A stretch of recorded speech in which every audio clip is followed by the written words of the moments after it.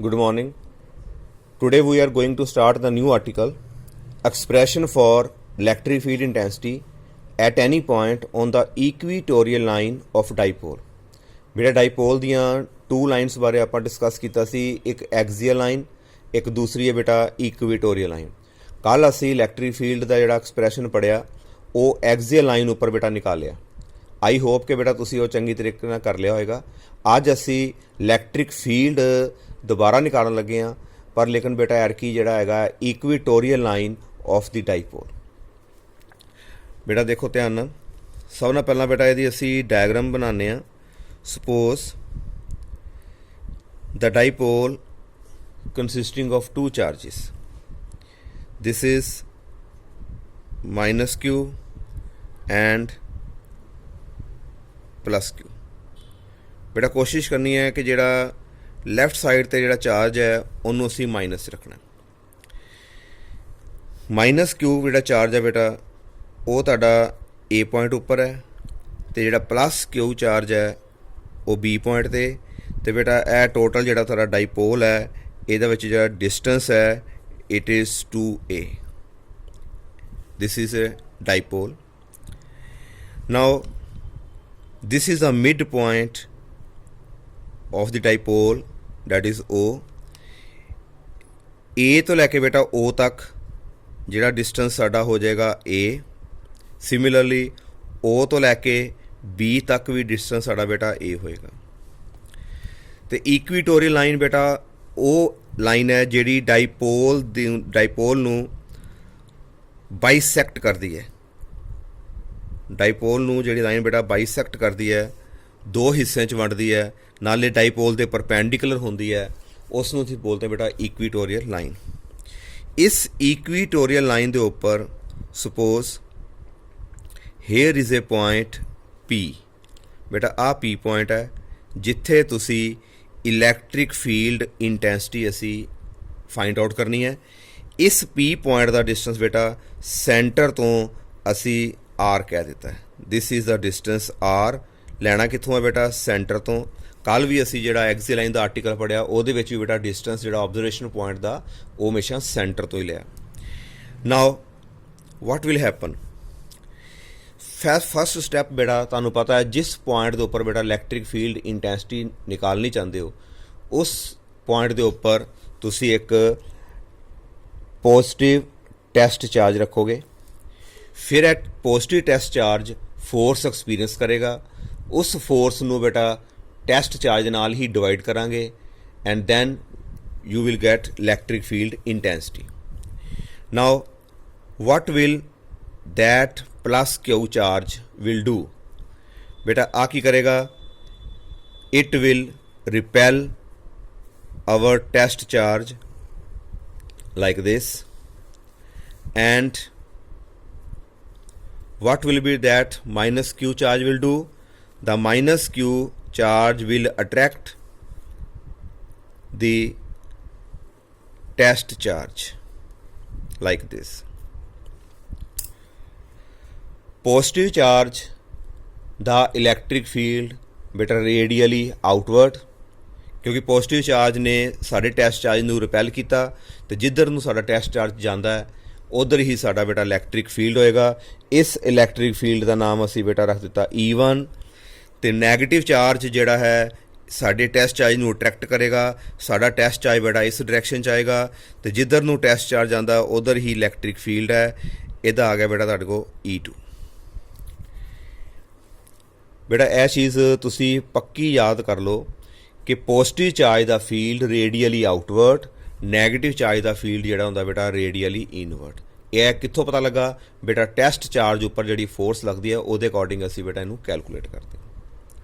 Now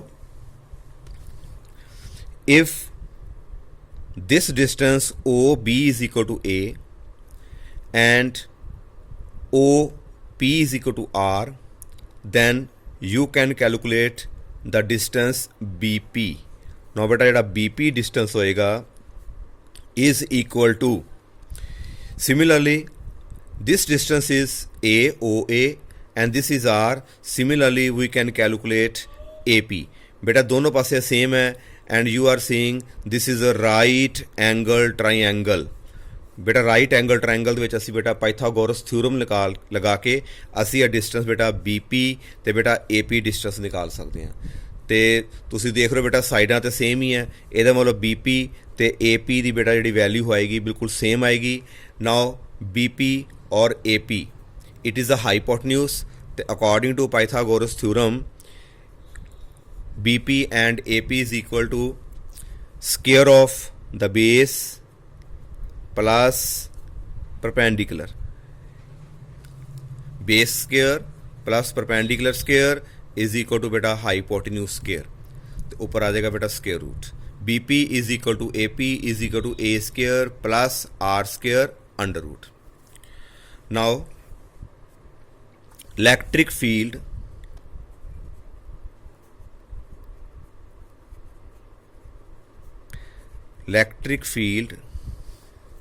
at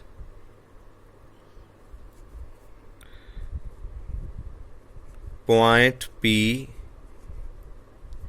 due to हाँ जी पहला ਅਸੀਂ बेटा प्लस Q करके निकालते हैं plus Q electric field at point P due to plus Q बेटा इलेक्ट्रिक फील्ड इंटेंसिटी भी कह सकते हैं। Now it is given by E1 equal to 1/4 pi epsilon naught बेटा SI सिस्टम ਤੇ ਅਸੀਂ ਜਿਹੜਾ ਚਾਰजेस ਜਿਹੜੇ ਰੱਖੇ ਨੇ ਵੈਕਿਊਮ 'ਚ ਹੈ 에ਅਰ 'ਚ ਹੈ। ਤੇ बेटा ਇਲੈਕਟ੍ਰਿਕ ਫੀਲਡ ਨੂੰ ਪੈਦਾ ਕਰਨ ਵਾਲਾ ਕੌਣ ਹੈ? ਕੱਲ੍ਹ ਵੀ ਦੱਸਿਆ ਸੋਰਸ ਚਾਰਜ ਇਹ Q ਹੋ ਜਾਏਗਾ ਡਿਵਾਈਡਡ ਬਾਏ बेटा ਥੱਲੇ ਡਿਸਟੈਂਸ ਦਾ ਸਕੁਅਰ। ਇਹਦਾ ਇਲੈਕਟ੍ਰਿਕ ਫੀਲਡ ਅਸੀਂ P ਤੇ ਨਿਕਾਲ ਰਹੇ ਹਾਂ, ਇਹਦਾ ਮਤਲਬ बेटा ਥੱਲੇ ਡਿਸਟੈਂਸ ਆਏਗਾ BP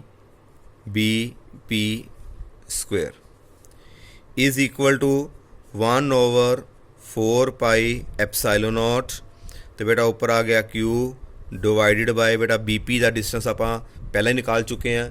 it is equal to A square plus R square ਤੇ ਉੱਪਰ ਹੈਗਾ बेटा ਸਕੁਅਰ ਰੂਟ, ਉੱਪਰ ਆ ਗਿਆ ਸਕੁਅਰ ਨਾਲ बेटा ਸਕੁਅਰ ਰੂਟ ਕੈਂਸਲ।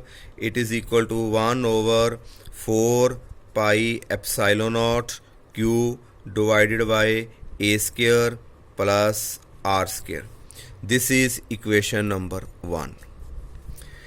बेटा E1 इलैक्ट्रिक फील्ड लगाया किन्ने प्लस Q ने ਕਿਹੜੇ ਪੁਆਇੰਟ ਦੇ ਉੱਪਰ बेटा P ਤੇ ਇਹਦੀ ਡਾਇਰੈਕਸ਼ਨ बेटा ਅਸੀਂ ਸ਼ੋ ਕੀਤੀ ਹੈ ਤੇ ਨਾਲ बेटा ਇੱਥੇ ਬ੍ਰੈਕਟ 'ਚ ਅਸੀਂ ਲਿਖਾਂਗੇ ਡਾਇਰੈਕਸ਼ਨ ਅਲੋਂਗ।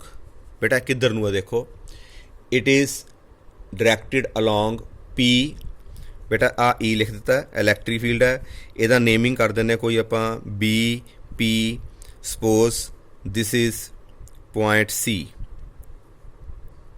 ਇਹਦਾ ਮਤਲਬ ਇਹਦੀ ਡਾਇਰੈਕਸ਼ਨ ਜਾ ਰਹੀ ਹੈ बेटा ਇਲੈਕਟ੍ਰਿਕ ਫੀਲਡ ਦੀ P ਤੋਂ C ਅਲੋਂਗ PC। ਇੱਥੇ ਅਸੀਂ ਬ੍ਰੈਕਟ 'ਚ ਪਾਤਾ ਅਲੋਂਗ PC। ਆ ਤੁਹਾਡੀ बेटा ਡਾਇਰੈਕਸ਼ਨ ਹੈ ਇਲੈਕਟ੍ਰਿਕ ਫੀਲਡ ਦੀ। ਹਾਂਜੀ बेटा ਕਲੀਅਰ। ਸਿਮਿਲਰਲੀ ਹੁਣ ਅਸੀਂ बेटा ਇਸੇ ਪੁਆਇੰਟ ਤੇ ਇਲੈਕਟ੍ਰਿਕ ਫੀਲਡ ਨਿਕਾਲਾਂਗੇ ਮਾਈਨਸ Q ਦਾ। ਸਿਰਫ बेटा ਅਸੀਂ ਮੈਗਨੀਟਿਊਡ ਲੈ ਰਹੇ ਹਾਂ ਤੇ ਬਾਕੀ बेटा ਡਾਇਰੈਕਸ਼ਨ ਜਿਹੜੀ ਆ ਉਹਦੀ ਅਸੀਂ ਉਹ ਵੱਖਰਾ ਬ੍ਰੈਕਟ ਵਿੱਚ ਸ਼ੋ ਕਰ ਰਹੇ ਹਾਂ। Now electric field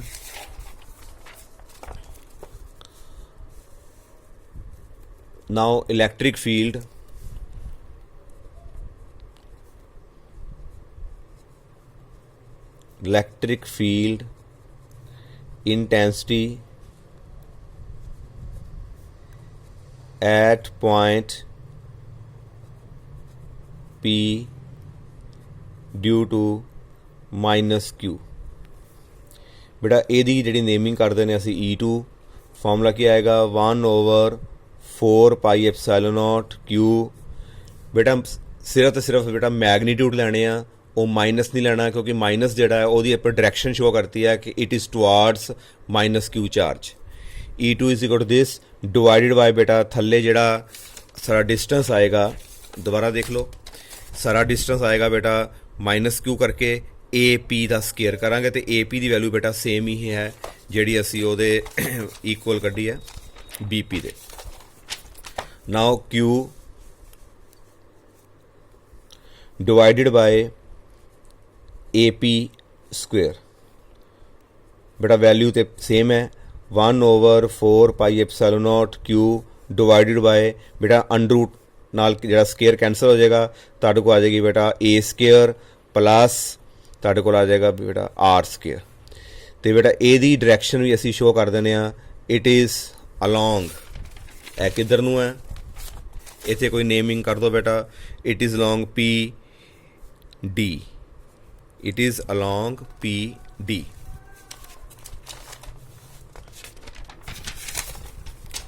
It will be along P D vector. This is equation number 2. It is along P D vector, equation number 2. Now from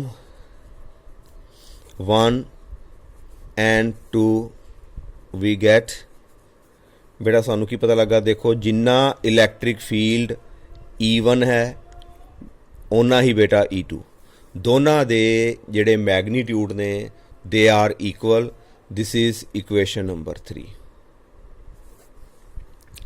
Jinnah electric field P point के उपर plus Q लगाएगा उन्ना ही electric field बेटा जिहड़ा P point उपर जिहड़ा हैगा वो माइनस क्यू लगा रहा है। दोनों दे जिहड़े बेटा मैगनीट्यूड सेम ने।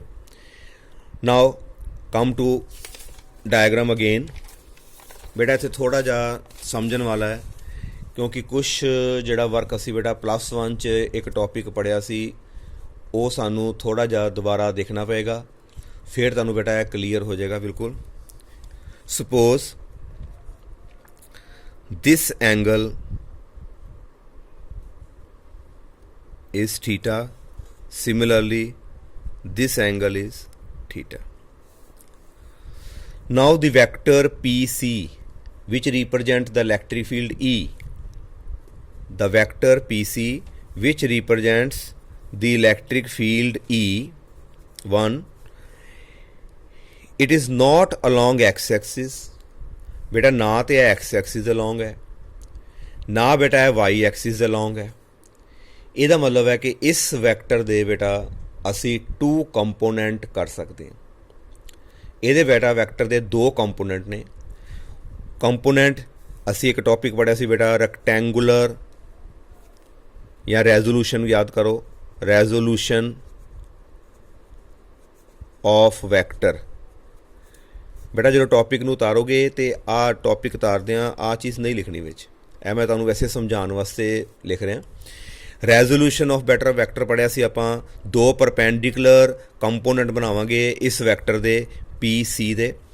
नाउ तरीका की सी बेटा, पहला उस वैक्टर दी टेल ते चलो, टेल तो जान तो बाद 2 परपेंडिकुलर्स बेटा लाइनस ड्रॉ करनी है।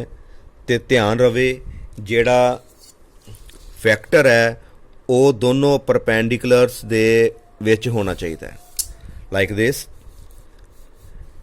बेटा क्लीयर। ਇਹਦੇ ਜਿਹੜੇ 2 ਕੰਪੋਨੈਂਟਸ ਹੋਣਗੇ, one is along this side and second is along this side. एक कंपोनेंट बेटा कॉस थीटा वाला होएगा, दूसरा बेटा साइन थीटा वाला होएगा। वो डिपेंड करता है बेटा एंगल की पोजीशन के उत्ते। Now this angle is theta and this line is parallel and therefore if this angle is theta then here it is also equal to theta बेटा corresponding angle same side ते like this। जेकर तुहाडे कोल इस तरह 2 parallels होन तो जेडे आ angle बेटा जेडे corresponding एंगल्स ने वो आपस में बेटा इक्वल होंगे। now this angle is theta, therefore you can resolve E1 into 2 component। बेटा जिस साइड ते एंगल आ जाए उस साइड के उत्ते बेटा cos कंपोनेंट होंदा है, E1 इधर आ गया बेटा cos थीटा। तो जिस पासे सानू एंगल नहीं नज़र आ रहा हले उस पासे असी कंपोनेंट असी लिखते हैं E1 साइन थीटा। ਇਹ बेटा डिटेल असी +1 च पढ़िया, बस हले इन्ना ही याद रखना दोबारा कि पहला बेटा जिहदी रेजोल्यूशन करनी है उहदी टेल ते जाओ, टेल ते जान तो बाद उस तो बाद 2 परपेंडिकुलर्स जिहड़े आ ड्रॉ करो। पर ध्यान रखना है कि जिहड़ा वैक्टर जिहड़ा इन्हां 2 परपेंडिकुलर दे विच होना चाहिए है। फिर बेटा एंगल डायग्राम के अकॉर्डिंग फाइंड करो कित्थे बनता है, उहदे अकॉर्डिंग जिथे एंगल बनेगा उस पासे कॉस लगाना है इनू लगा के, तो दूसरे पासे बेटा तुहाडा साइन थीटा हो जाएगा। Similarly you can resolve PD vector also. बेटा इस वैक्टर ਨੂੰ ਵੀ ਅਸੀਂ ਰਿਜ਼ੋਲਵ ਕਰ ਸਕਦੇ ਹਾਂ। ਇਹਦੇ ਵੀ ਬੇਟਾ ਸਾਨੂੰ ਦੋ ਪਰਪੈਂਡੀਕੂਲਰ ਡਰਾ ਕਰਨੇ ਪੈਣਗੇ। ਇਹਦੀ ਟੇਲ ਤੇ ਬੇਟਾ ਜਾ ਕੇ ਇੱਕ ਤੇ ਬੇਟਾ ਆਲਰੇਡੀ ਨੀਚੇ ਹੈਗਾ ਹੀ ਆ, ਇੱਕ ਆ ਹੋ ਗਿਆ। ਦੂਸਰਾ ਬੇਟਾ ਕਿੱਧਰ ਨੂੰ ਆਏਗਾ ਕਿਉਂਕਿ ਵੈਕਟਰ ਵਿਚਕਾਰ ਹੋਣਾ ਚਾਹੀਦਾ। ਦੂਸਰਾ ਬੇਟਾ ਅਲੋਂਗ ਦਿਸ ਸਾਈਡ, ਕਿਉਂਕਿ ਆਹ ਵੈਕਟਰ ਬੇਟਾ ਇਨ ਬਿਟਵੀਨ ਰਹਿਣਾ ਚਾਹੀਦਾ। ਇੱਕ ਇੱਧਰ ਹੋ ਗਿਆ, ਦੂਸਰਾ ਇੱਧਰ ਹੋ ਗਿਆ। ਨਾਓ ਹੇਅਰ ਇਜ਼ ਐਂਗਲ ਥੀਟਾ। बेटा जे आ एंगल थीटा है तो आ लाइन ये पैरल है लाइक दिस। जे दो लाइना पैरल होन, जे आ एंगल थीटा है तो बेटा आ भी थीटा आएगा। Alternate interior angle. Now this angle is again equal to theta. आ भी बेटा एंगल थीटा ये इधरों आल्टरनेट बनया बेटा, इधरों कोरसपोंडिंग एंगल के अकॉर्डिंग आ गया। Now resolve E2। इधर एंगल नज़र आ रहा है देखो बेटा साइड ना, इस पासे फिर दोबारा जो कंपोनेंट आएगा बेटा साडा E2 तुहाडे कोल आ जाएगा बेटा cos थीटा। तो बेटा जो डाउनवर्ड होएगा इट विल बी, मैं थोड़ा साइड ते लिख देना बेटा, it will be E2 sin theta. असी की कीता बेटा पूरी डायग्राम नू जिहड़े दो इलैक्ट्रिक फील्ड सी E1 E2 ਉਹਨਾਂ ਦੋਨਾਂ ਨੂੰ बेटा रिजोल्व कर लिया। तो बेटा साढ़े कोल जिहड़े ने चार जिहड़े कंपोनेंट आ गए, दो साइन थीटा वाले बेटा तो दो कॉस थीटा वाले कंपोनेंट आ गए। हाँ जी बेटा क्लीयर। हुण असी E1 तो E2 नूं नहीं देखना, हुण सिर्फ बेटा ये कंपोनेंट के अकॉर्डिंग असी रिजल्ट कढना है। Now you are seeing E1 sine theta and E2 sine theta are opposite. बेटा ये दोनों जिहड़े ने ऑपोजिट कंपोनेंट ने। बेटा इत्थे कई बच्चों के मन च सवाल आया होगा जी इत्थे एंगल थीटा लिखता तो सर ने इधर क्यों लिखता। बिकॉज बेटा आ दोनों साइड्स देखो बेटा यह जी टू साइड्स जी ने ईक्वल ने। जे आ दो साइड्स ईक्वल ने तो यदा मतलब बेटा जी आ ट्राईएंगल है साड़ी वो ताड़ी होगी ट्राईएंगल बेटा आइसोसेलेस ट्राईएंगल है, दो साइडां बेटा ताड़ी ईक्वल है। जो दो साइड्स ईक्वल होन तो बेटा उन्होंने कोरसपोंडिंग जोड़े एंगल होंगे ना बेटा वो भी ईक्वल होंगे। बेटा clear. Now E1 sine theta तो दूसरा बेटा E2 sine theta they are opposite. तो बेटा जो दो वैक्टर ऑपोजिट होन तो असी उन्होंने ऐड नहीं करते बेटा माइनस करते हैं। हुण इन्हां दोनों नूं बेटा माइनस किया जाएगा, पर हुण असी चैक करिए इधर E1 है तो बेटा इधर E2। हुण E1 ते E2 बेटा असी प्रूव किया सी कि इन्हां दा जिहड़ा बेटा जिहड़ा मैगनीट्यूड है वो तो ईक्वल है। जिन्ना इलैक्ट्रिक फील्ड E1 है उन्ना ही E2 है। यह तो क्लीयर हो गया बेटा इन्हां दा मैगनीट्यूड ईक्वल। होर देखो ध्यान नाल, एक तो बेटा मैगनीट्यूड ईक्वल, दूसरा देखो बेटा साइन थीटा, इधर भी साइन थीटा लगा, एंगल भी सेम है। इसदा मतलब these two component they are equal and opposite. They are equal and opposite. Equal इस करके क्योंकि E1 तो E2 इक्वल है। They are equal and opposite. तो बेटा जे इक्वल है ऑपोजिट है तुसी माइनस भी करना है, तो यदा मतलब बेटा they will cancel the effect of each other. यह दोनों बेटा आपस में अपना इफैक्ट कैंसल कर देंगे, ये करके कोई भी नैट इलैक्ट्रिक फील्ड पैदा नहीं होएगा। दूसरे बेटा दो कंपोनेंट रह गए तुहाडे कोल E1 cos थीटा, दूसरा रहेगा बेटा E2 cos थीटा। तो ध्यान नाल देखो दोनों की डायरैक्शन जिहड़ी है सेम है। इसदा मतलब है कि दोनों कंपोनेंट बेटा ऐड होणगे क्योंकि टू वैक्टर्स बेटा सेम डायरैक्शन च आ जाण ते बेटा उन्होंने ऐड करीदा है। यह दोनों कंपोनेंट बेटा ऐड होणगे। ऐड होने तो बाद सानू जिहड़ा रिजल्टेंट इलैक्ट्रिक फील्ड मिलेगा जिहड़ा P पॉइंट ते वो इन्ना करके ही मिलेगा। They will cancel the effect of each other. Now बेटा कुछ ना कुछ असीं नाल लिखते हैं। तो बेटा हुण आर्टिकल लगभग फिनिश ही है, बस इनू हुण ध्यान नाल बस लिखण दा काम रह गया। इत्थे लिखांगे नाल थोड़ा बेटा now resolve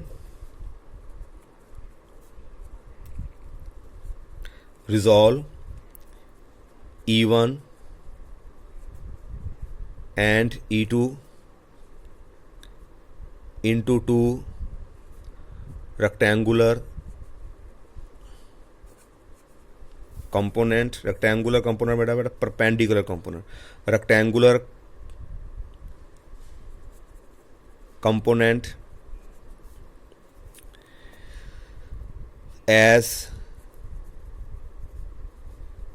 shown in figure। from the figure we find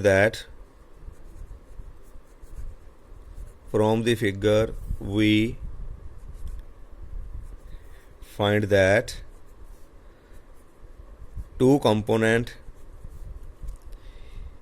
E1 sin theta and E2 sin theta being equal and opposite, so they cancel the effect of each other,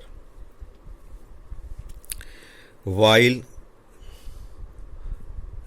cos theta components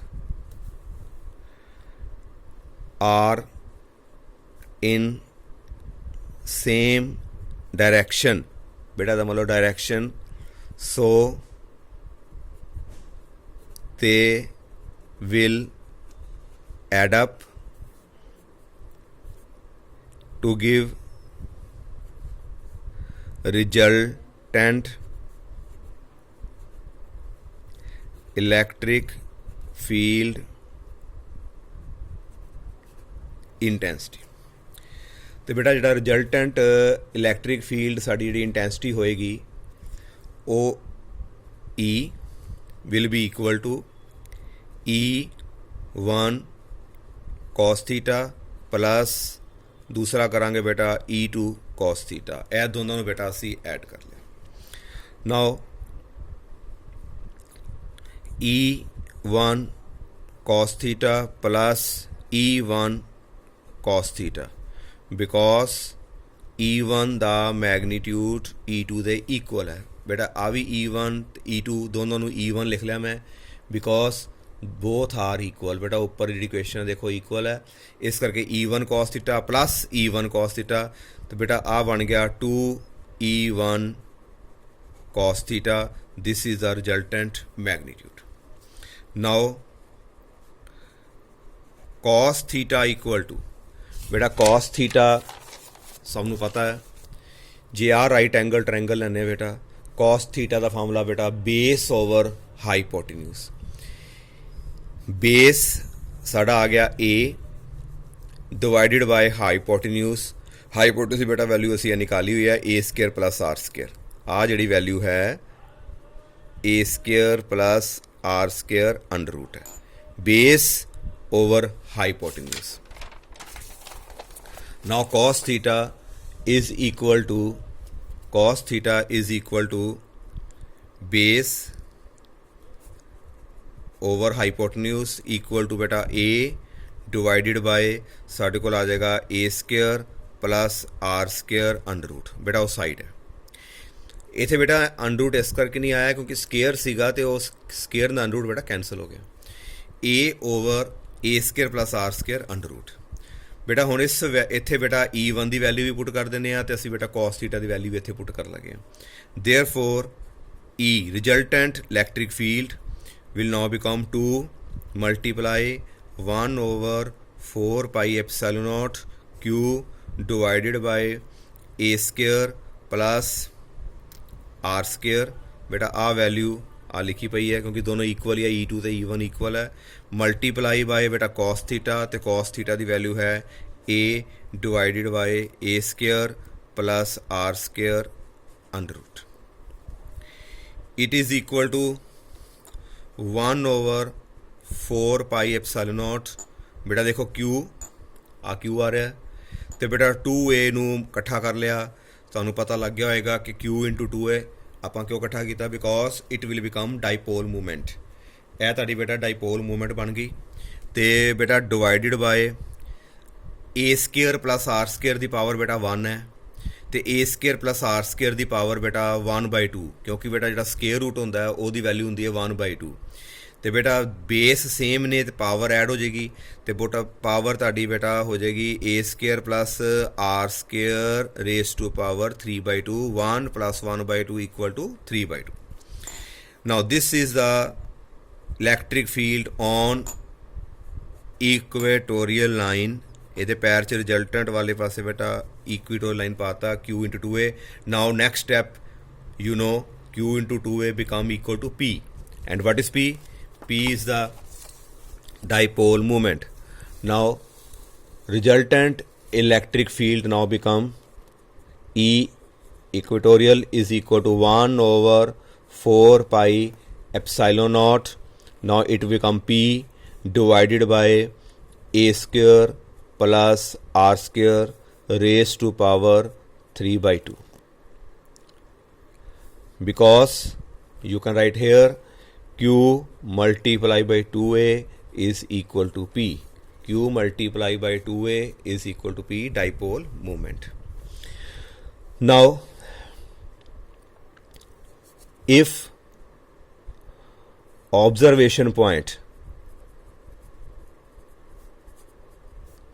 is very far away, बहुत दूर होवे, is very far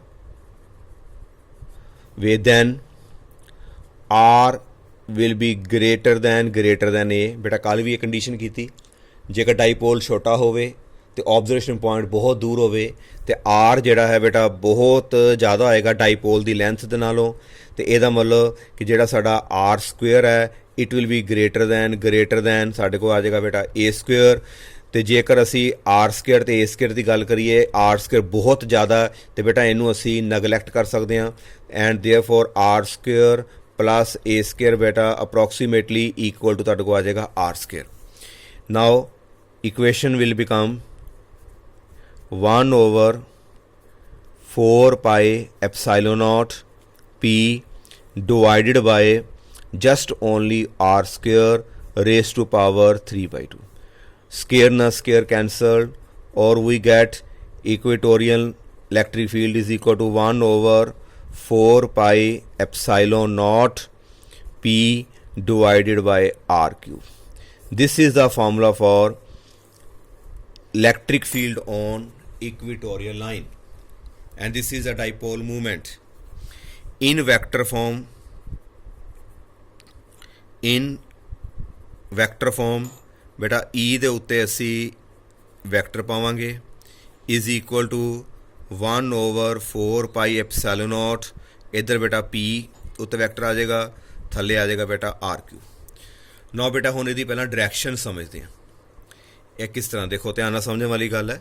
ਇੱਕ ਚੀਜ਼ ਹਾਲੇ ਮੈਂ ਇੱਥੇ ਛੱਡੀ ਹੋਈ ਹੈ, ਇਹਨੂੰ ਧਿਆਨ ਨਾਲ ਸਮਝੋ ਕਿ ਡਾਇਰੈਕਸ਼ਨ ਕਿਸ ਤਰ੍ਹਾਂ ਆਏਗੀ। ਦੇਖੋ बेटा ਧਿਆਨ ਦੇ ਨਾਲ ਡਾਇਗਰਾਮ ਵੱਲ ਧਿਆਨ ਦਿਓ, ਥੋੜੀ ਜਿਹੀ ਡਾਇਗਰਾਮ ਵੱਲ। डाईपोल मूवमेंट बेटा जे तुहानूं याद होवे तो डाईपोल मूवमेंट की डायरैक्शन जिहड़ी हुंदी है इट इज़ -q2 + q.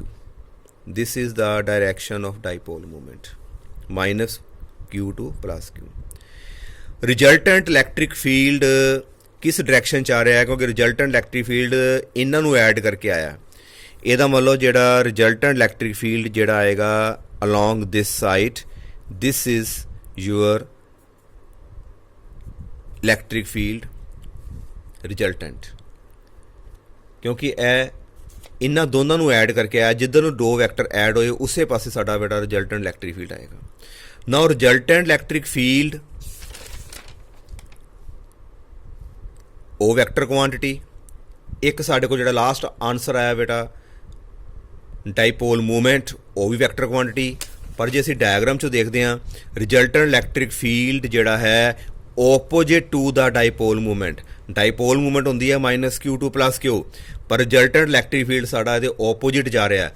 ਇਹਦਾ मतलब जे ओपोजिट जा रहा है तो बेटा नाल असीं इत्थे माइनस साइन पावांगे। This is the final result of electric field intensity at any point on the equatorial plane. हाँ जी बेटा क्लीयर। इस तो बाद बेटा मैं फर्दर डिस्कस करदा नैक्सट आर्टिकल दे विच।